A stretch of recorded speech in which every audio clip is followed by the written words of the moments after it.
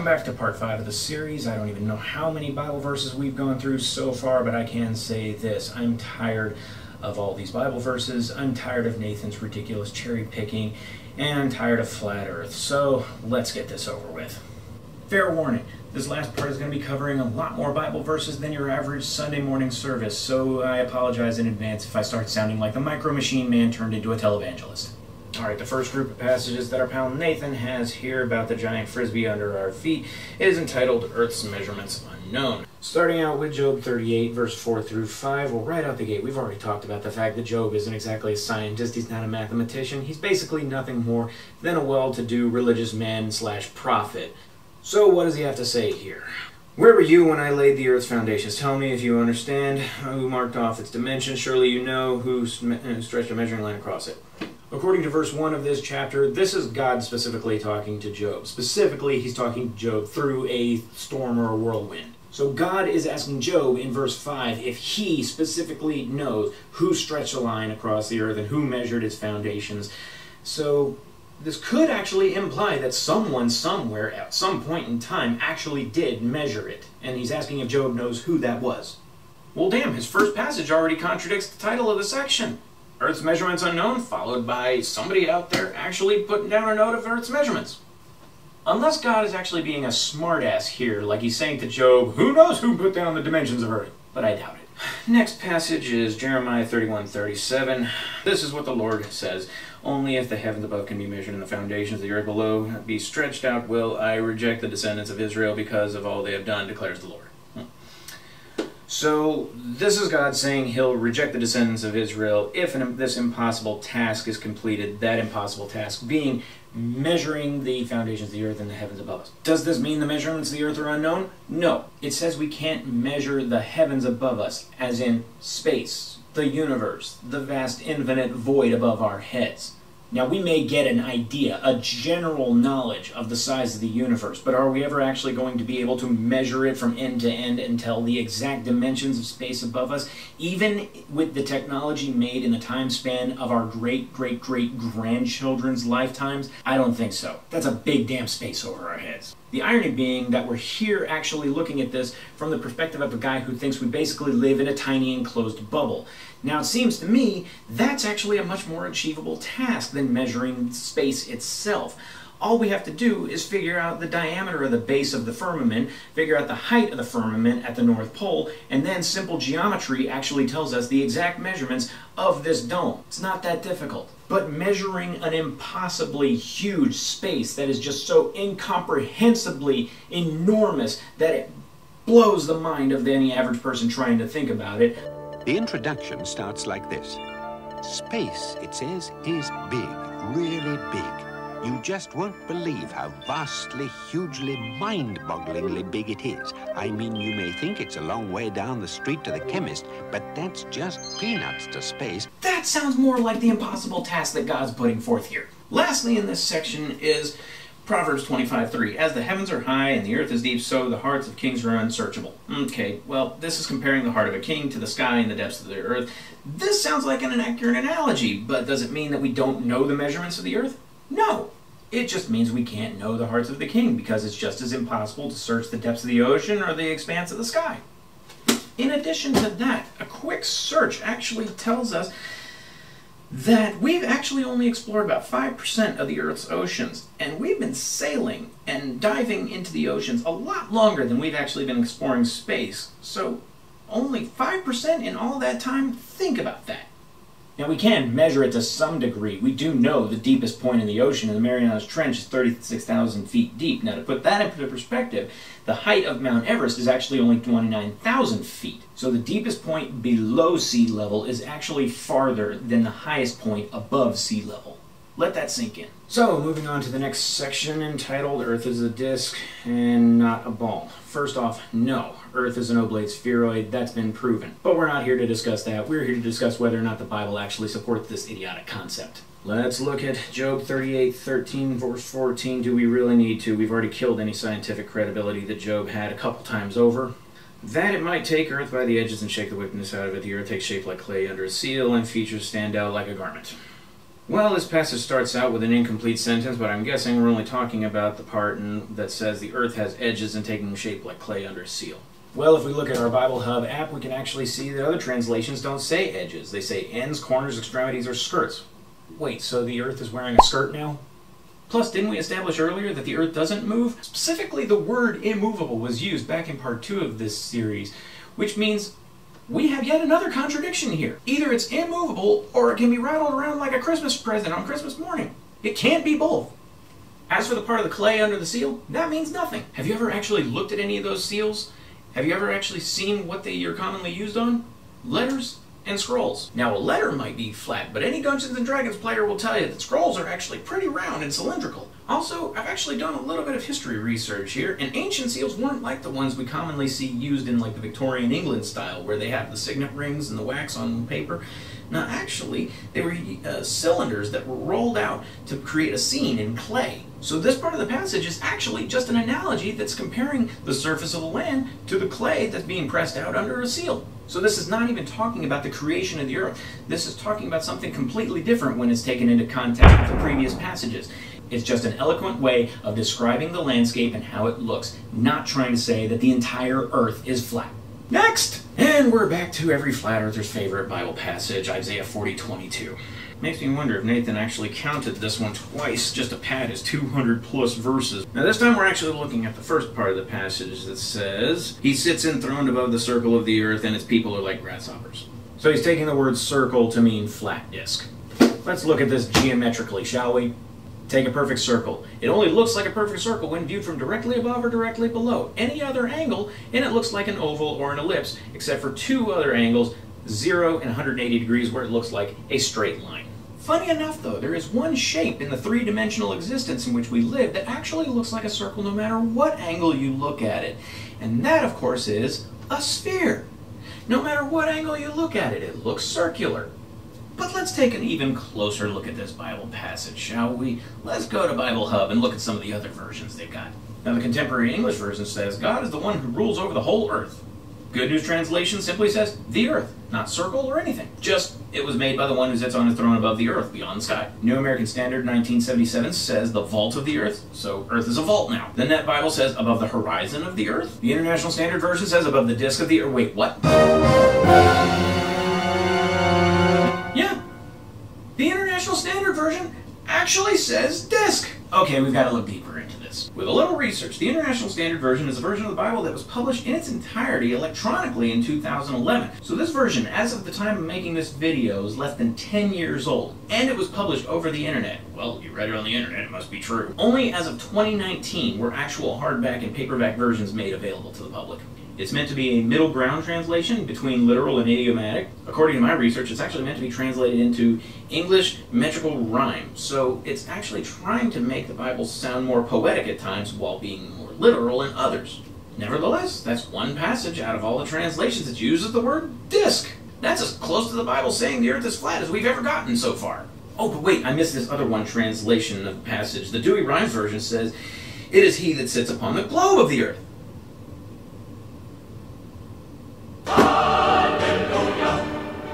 That is unmistakable. It says globe right there in black and white. G-L-O-B-E, globe.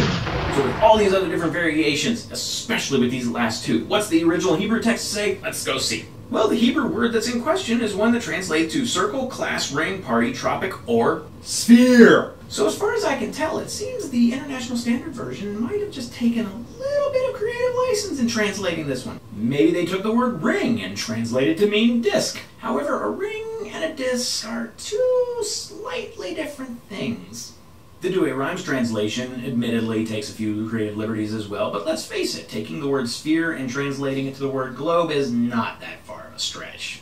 The funniest thing about this is that the title of this section is Flat Disk, Not a Ball. Yet this passage in this particular version says, for all intents and purposes, that Earth is a ball. And it's confirmed. Just like in my previous video, the Dewey Rhymes translation is now officially my favorite translation of the Bible. Moving on. Earth is measured with a line, not a curve. Job 38:4-5. Seriously? We literally just covered that.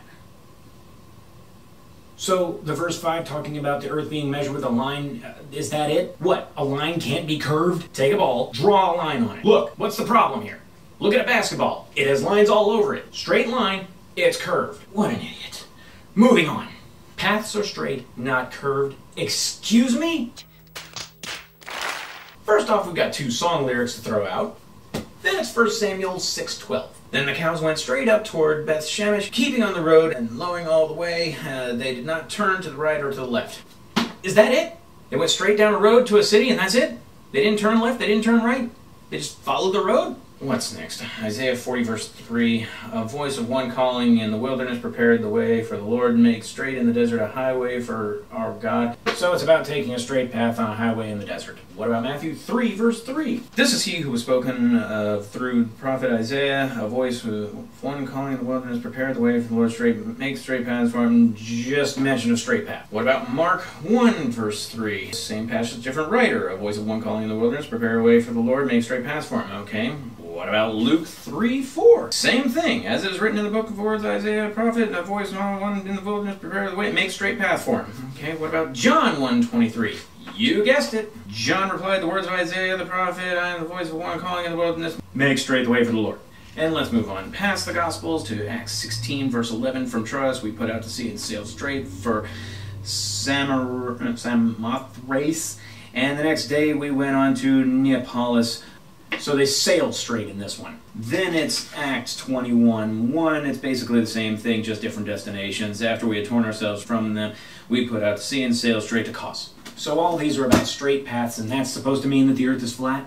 There's a highway called I-85 that runs from Alabama all the way up through Atlanta into South Carolina, North Carolina, and ends in Virginia. It's a straight shot, non-stop, all the way from Alabama to Virginia. Does that mean that those 4 states are perfectly flat?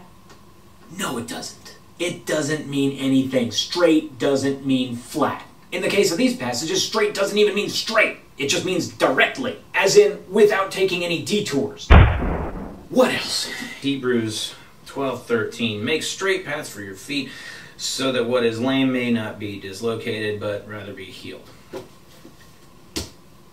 Looking at Bible Hub, the NIV passage actually uses the word level instead of straight, but level or straight paths don't mean the world is flat. Additionally, flat earthers have heard this phrase many times. Flat and level are not the same thing. Going to Jeremiah 31:9. They will come with weeping, they will pray as I bring them back. They will lead them beside a stream of water on the level path where they will not stumble, because I am Israel's father and Ephraim is my firstborn son.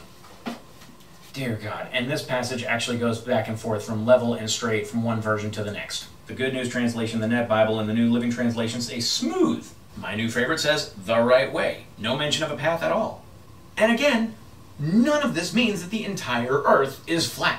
Now what about this one single passage that's listed, waters are straight, not curved? This harkens back to every flat earther's catchphrase, water always finds its level, which is a gross misinterpretation. And just by chance, what passage is he using? He's using one from our old pal Job, of course. Verse 37:10. By the breath of God frost is given, and the breadth of the waters are straightened. So is he picking out the word straightened? Well, let's look at other versions in Bible Hub. It looks like about every version goes back and forth between straightened and frozen. And given the fact that this passage is talking about the breath of God and frost, I'm going to say that it's using this passage to describe God's Superman-like icy breath and his ability to freeze stuff in his path, like water. But more importantly, nothing in there is saying that water is flat. In fact, we know it's not. So moving on. Next, we're moving on to a group of passages called Earth Has a Face, a geometric flat face. I have a feeling I know where this is going, and I already see a problem with it. First is one song lyric to file away with the relevance of the Beatles and Iron Maiden. Starting out the list, of course, with Genesis, verse 129. Then God said, I give you every seed-bearing plant on the face of the whole earth, and every tree has fruit with seed in it, and they will be yours for food. Yeah, that's what I thought. Genesis 4:4. Behold, you have driven me out this day from the face of the earth. Okay, Genesis 6:1. And it came to pass when men began to multiply on the face of the earth, the daughters were born of them. Okay, Genesis 6:7. And the Lord said, I will destroy men whom I have created from the face of the earth. Genesis 7:3. To keep seed alive upon the face of all the earth. 7:4. And every living substance that I have made, I will destroy them from the face of the earth. 8:9. For the waters were on the face of the whole earth. 11:8. So the Lord scattered them abroad from thence upon the face of all the earth. 11:9. And thence did the Lord scatter them abroad upon the face of all the earth. Jump to 41:56, and the famine was over all of the face of the earth. Geez, I forgot how long Genesis was, and the pattern continues on to Exodus. Verse 32:12 says, "Wherefore should the Egyptians speak and say, for mischief did he bring them out, slay them in the mountains, and consume them from the face of the earth." Then 33:16, "So shall we be separated, and I thy people, from all the people that are upon the face of the earth." Numbers 12:3, "Now the man Moses was very meek above all the men which were upon the face of the earth." Deuteronomy 6:15, "Lest the anger of the Lord thy God be kindled against thee, and destroy thee from off the face of the earth." 7:6, "The Lord thy God hath chosen thee to be a special people unto himself above all the people that are upon the face of the earth." 1 Samuel 20:15, "No, not when the Lord hath cut off the enemies of David, every one of them from the face of the earth." 1 Kings 13:34, "And this thing became sin unto the house of Jeroboam, even to cut it off and destroy it off the face of the earth." Job 37:12, "We know how I feel about him, and it is turned round about by his counsel, that they may do whatever he commanded them upon the face of the world in the earth." Jeremiah 25:26. Okay. "And all the kings of the north, far and near, one with another, and all the kingdoms of the world which are upon the face of the earth." 28:16, "Behold, I cast thee off from the face of the earth." Then to the LSD user, Ezekiel 34:6, "Yea, my flock was scattered upon all the face of the earth." 38:20, "So that the fishes of the sea, and the fowls of the heaven, and the beasts of the field, and all the creeping things that creep upon the earth, and all the men that are upon the face of the earth shall shake at my presence." 39:14, "And they shall sever out men of continual employment passing through the land to bury with the passengers those that remain upon the face of the earth to cleanse it." Now into some unventured territory with the book of Amos, chapter 9, verse 6. "He that calleth the waters of the sea and poureth them out upon the face of the earth." 9:8, "And I will destroy it off the face of the earth." And Zechariah 5:3, "Then he said unto me, This is the curse that goeth forth over the face of the whole earth." Okay, 26 verses, 27 if you count the pointless song lyrics. Every single one of them just saying face of the earth. The word face, which also means surface. So it's talking about the surface of the earth. You may think I'm being picky here, but we'll get back to that. My point is that this section is entitled Earth Has a Face, and in parentheses it says a flat geometrical face. But not one of these 26 or 27 passages actually specifies a geometrically flat face. Seems to me like Nathan just added his little parenthetical to clarify what he wants you to think and not what the passages actually mean. And that is just plain dishonest, children. Bad Nathan. Go stand in the corner. This basketball has a surface. Is it a geometrically flat surface? Is it a geometrically flat face? Absolutely not. I have a face. Is it a geometrically flat face? No. Why am I beating myself up here? And what does it mean to be geometrically flat? Let's examine the verbiage, shall we? Basically, it would mean everything existing on an X or Y axis. Everything has length and width, no height. Just a perfectly flat plane. But we know for a fact that Earth isn't like that. How? Hills, mountains, ranges, canyons. It's absolutely not geometrically flat. Oh, but he's not done with his geometrically flat crap. The next section is entitled Waters Have a Face. Again with the parenthetical geometrically flat surface. Stay in that corner, mister. And we're back to Genesis 1:2. "And the earth was without form and void, the darkness was upon the face of the deep." Then 7:8. "And the ark went upon the face of the waters." And lastly, my favorite rich boy and non-astronomer, Job 38:30. "The waters are hid with a stone, and the face of the deep is frozen." Again, nothing saying that the face it's referring to is a geometrically flat surface. Just like the face of the basketball wasn't flat, just like the face on my head isn't flat. And the face of the earth isn't flat. Because mountains. Moving on. Earth has ends. Oh really? Just like it had edges or a skirt in one case? Let's see what he's talking about. Good news! We've covered all the Genesis, Exodus, Numbers, and Leviticus passages. This list starts with Deuteronomy 28:49. "The Lord shall bring a nation against thee from the end of the earth." I see a problem in his logic here already, but let's keep going for now. 28:64. "And the Lord shall scatter thee among all the people from one end of the earth and even unto the other." I'm still seeing a problem. Anyone else seeing it? Reading on to 33:17. "His glory is like the first of his bullock, and his horn are like the horns of unicorns. With them shall push the people together to the ends of the earth." And then 1 Samuel 2:10. "The adversaries of the Lord shall be broken into pieces. Out of heaven he shall thunder upon them. The Lord shall judge the ends of the earth." Okay, this one kind of makes me laugh if you know what I know. Just wait. More from the brilliant Dr. Job, verse 37:3. He directeth it under the whole heaven, and as lightning unto the ends of the earth. 38:13. We covered this one before. Again, padding that 200 plus count, that it might take hold of the ends of the earth, and the wicked might be shaken out of it. Still don't know how you shake something that is quote-unquote immovable. Then on to Psalms, where we have 8 song lyrics to ignore. Just turn on some Motley Crue. You'll learn as much about the flat earth listening to that as you will reading these passages. What about Proverbs 8:29? When he pointed the foundations of the earth, this one doesn't even say ends. It's taking foundations of the earth. Proverbs 30 verse 4. Who hath ascended up into heaven or descended? Who hath gathered a wind in his fist? Who hath bound the waters in a garment? Who hath established all the ends of the earth? Then we're into Isaiah 5:26. And he will lift up an ensign to the nations from afar, and will hiss unto them from the end of the earth, and behold, they shall come to with speed swiftly. 26:15. Thou hast increased the nation, O Lord. Thou hast increased the nation, thou art glorified. Thou hast removed it far unto the ends of the earth. 40:28. Thou hast not known, hast thou not heard, that the everlasting God, the Lord, the creator of the ends of the earth. 41:5. The isles saw it and feared, the ends of the earth were afraid, drew near and came. 41:9. I took you from the ends of the earth, and as farthest corners I called you. This is still funny. Okay. 42:10. Sing unto the Lord a new song, and his praise from the end of the earth. 43:6. I will say to the north, give up, and to the south, keep not back. Bring my sons from far, and my daughters from the ends of the earth. 45:22. Look unto me, and ye be saved, all the ends of the earth, for I am God. 48:20. Go ye forth of Babylon, flee ye from the Chaldeans.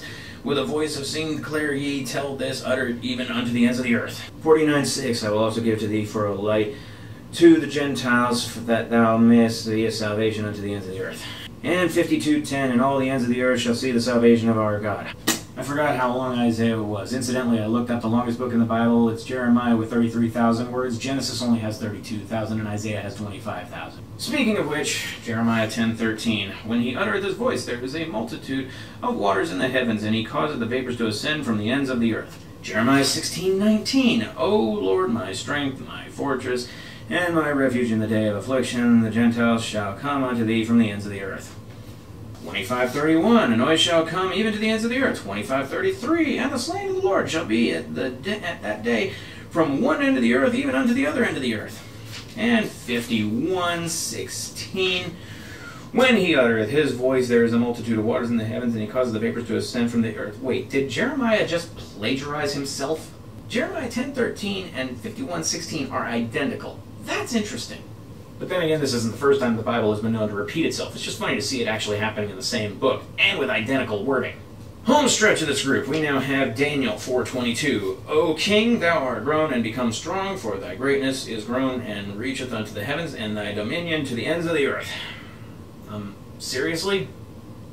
Micah 5:4. In the majesty of his name, the Lord his God, and shall abide, for now he shall be great to the ends of the earth. Zechariah 9:10. And his dominion shall be from sea even to sea, and from river even to the ends of the earth. Lastly, a rare trip into the New Testament, Acts 13:47. For this is what the Lord has commanded us, I have made you a light unto the Gentiles, that you may bring salvation to the ends of the earth. I could swear I read that one before, or maybe these Bible passages are all just starting to run together.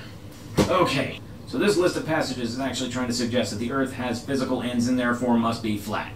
This is a picture of the flat earth as they believe it looks. North Pole in the center, Antarctica around the outside edge. So that would mean that Antarctica is the ends of the earth that they're referring to? Do you see why I found these passages so funny? Like Deuteronomy 28:49, I shall bring nations upon you from the ends of the earth. So you what? You're going to bring an army from Antarctica? Or what about Isaiah 43:6? I shall bring your sons from afar and your daughters from the ends of the earth. Well, what were your daughters doing in Antarctica in the first place? How did they even get there? And my favorite was Daniel 4:22. For thy greatness has grown and reached up into the heavens, and thy dominion reaches into the ends of the earth. So if we're to take this Bible passage literally, like the guy who made this list insists it's supposed to be, then that would mean that Daniel's kingdom actually extends all the way out to Antarctica and all the way up into heaven. A feat which they actually tried to do when constructing the Tower of Babel. And how well did that go? So when the Bible says the ends of the earth, are they talking about the physical ends of the earth? No, they are not. Even historically speaking, religious scholars can tell you that they didn't mean the physical ends of the earth. They can tell you exactly what countries these armies were coming from, and it wasn't Antarctica. Granted, I'm not a religious scholar or a historian, but like all flat earthers are constantly telling you, do the research yourself. You'll see what I'm talking about. So now that's out of the way, we're on to the last stretch. We're actually in the single digits now. These next two passages claim that Earth has corners, and we instantly have a problem. Let's recall back to that flat Earth favorite of theirs, Isaiah 40:22. God sits on his throne above the what of the earth? Oh, that's right, circle. When was the last time you saw a circle that had corners? So again, literal translation equals to contradiction. But I digress. So what are these passages and what do they say? Well, the first is Isaiah 11:12. So if this guy is serious, he's literally saying that Isaiah is contradicting himself. And he shall set up an ensign for the nations, and shall assemble the outcasts of Israel, and gather together the dispersed of Judah from the four corners of the earth. Okay, then there's Revelation 7:1, which we already know is talking about the end times, and it's allegorical poetry, not literal narrative. And after these things I saw four angels standing on the four corners of the earth, holding the four winds, that the wind should not blow on the earth, nor on the sea, nor on any tree. Well, it certainly says the earth has corners in the King James Version. So is the earth a quadrilateral, or is it a circle? It can't be both. Well, if we get Bible Hub and look at the other versions, particularly in Isaiah, because I'm not exactly concerned with Paul's creative liberties with the end of the world, what do we find? Berean Study Bible, New American Standard, Christian Standard, Good News, Holman Christian, International Standard, Net Bible, God's Word Translation, Darby Bible, English Revised, Webster Translation, and the World English Bible, plus all King James versions say corners. New Living Translation goes back to that ends of the earth crap. Contemporary English just says all over the earth. Young's Literal Translation says the four wings of the earth. New International Version, New Hard English, and Dewey Rhymes versions say the four quarters of the earth. Well, that's a little more believable, actually. Interestingly enough, Earth has four hemispheres, north, south, east, west. But it's not at all possible that the Bible could be talking about that. I mean, that just would make too much sense. And we're still left with the question of square or circle. So it's a contradiction in a book that Christians often pride themselves in stating that it never contradicts itself, that God is the same yesterday, today, and tomorrow. Now on to a couple passages about high-altitude perspective. This should be interesting. First, Daniel 4:11. The tree grew and was strong, and the height thereof reached unto heaven, and the sight thereof to the ends of the earth. There's also Daniel 4:20, which says, the tree you saw, which grew large and strong, with its top touching the sky, visible to the whole earth. Well, the hell with the Tower of Babel. Why didn't they just go climb this tree? And you're saying that you could see this tree all the way from Antarctica? Yeah, and the Contemporary English Version literally says the tree could be seen from anywhere on Earth. I'm surprised he didn't include this one in his list of idiotic ends of the earth passages. But the Good News Translation just says it could be seen by everyone in the world. And the Net Bible says it could be seen from the borders of the land. Completely different meaning there. So I'm betting it wasn't literally seen from every place on the Earth, just the immediately inhabited parts of it. After all, if it was visible from Antarctica, how would they know? Did they have somebody there with a walkie-talkie that could confirm this for them? Yeah, I can see the tree from here. By the way, it's freaking cold over here. This is a passage that creates a complete and total paradox in the Bible. After all, John 3:13 says that no one has ascended into the kingdom of heaven. But clearly in Daniel, which predates John by a couple thousand years, it was completely possible to ascend to heaven just by climbing this one tree. Then there's Matthew 4:8, which says, again the devil took him to a very high mountain and showed him all the kingdoms of the world and their splendor. First of all, so what? The devil took him up on top of the mountain and showed him all the kingdoms. Who says that these 2 points are related? The devil could have just taken him up there so he could have some peace and quiet while he showed him a couple of pictures. Secondly, it's the devil. The devil showed him all the kingdoms. He's called a liar and a deceiver by the Christian faith. Of course he was able to show all this stuff to Jesus. The bastard could conjure up a mirage of the entire earth, no problem. Does it mean that anything that Jesus saw up there shown to him by this guy was legit? And it sure as hell, no pun intended, doesn't mean that the earth is flat. And how funny is it that Nathan is using something the devil did to prove his religious beliefs? Well, that's that little section out of the way. Now we get on to something from the book of Revelation, talking about the New Jerusalem and this huge cube. I don't even need to look at it. I've covered this crap before. The New Jerusalem is talking about the end times. It's talking about the new world after the book of Revelation, after the end of times. It has nothing to do with the world today as we know it. Next is another passage out of the book of Revelation, 20 verse 9, talking about the breadth spread out flat. They marched across the breadth of the earth and surrounded the camp of God's people, the city he loves. What does that mean? Nothing. Why? Because he's not talking about the whole planet. How do I know? Context. They surrounded a camp. It's right there in the passage. So unless this camp encompassed the entire planet and this army marched literally around the entire planet to surround this camp, it doesn't mean anything. And keep in mind, this is actually towards the end of the book of Revelation, when a lot of the population of the planet has actually been wiped out. So it's safe to say that they're probably talking about a pretty small section of the world, not much bigger than a field. In fact, other translations on Bible Hub specifically use the word field in place of earth. So this passage means nothing. Nothing! Absolutely nothing! Stupid! You're so stupid! Finally, we have the last passage on Nathan's list, and it is my absolute favorite bit of his cherry-picking lunacy. And this is where I cover the issue where if anyone who has been watching these videos has tried to accuse me of nitpicking and me being a little bit picky, here it is. The last passage claims that the Bible actually says the words flat earth. And it says it can be found in 2 Samuel verse 11:11. But here's the best part. It specifically says this is from the Matthew's Bible from 1537. So he's referencing a specific couple of words from a specific passage out of a specific translation from a specific year. That is cherry picking at its finest. Like, you remember what I said about the word poles being used in one version of the Bible, part 2 of this series? Oh, this is even better. He used the exact same nitpicking idiocy to support his narrative. But does it? Does it really suit his narrative? Let's take a look. I don't have a Matthew's Bible from 1537, so I had to look this up online. And it's not even available on Bible Hub. According to my research, this version was published, of course, in 1537 by John Rogers under the pseudonym Thomas Matthew, believed to be due to the controversy surrounding the translations of the Bible into English at the time. There were a total of 3 different translators, including William Tyndale, contributing to this version, drawing from several sources, including 5 different languages, including Hebrew, Greek, and French. Tyndale and Rogers were both subsequently burned at the stake. There were also later editions of this Bible printed as late as 1551, but we're focused on the first edition from 1537, where 2 Samuel 11:11 reads, bear with me, and Vrias said unto David, the ark and Israel and Judah dwell in pavilions, and my lord Loab, the Saroantes of my lord, lined in tents upon the flat earth, and should I then go into mine house and eat and to drink and to lie with my wife by thy life, and as sure as thy soul lieth, I will not do that thing.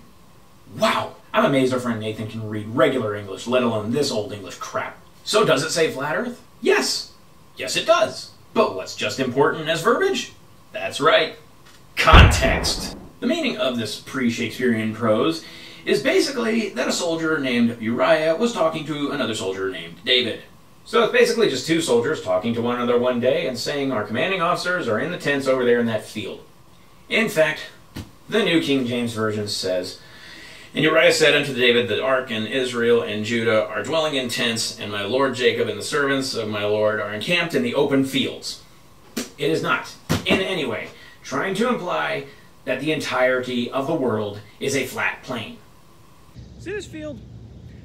Underneath all this grass is a bunch of dirt, otherwise known as earth. And as you can see, this entire field is flat. This is what Uriah was talking about. He was basically saying, they're over there.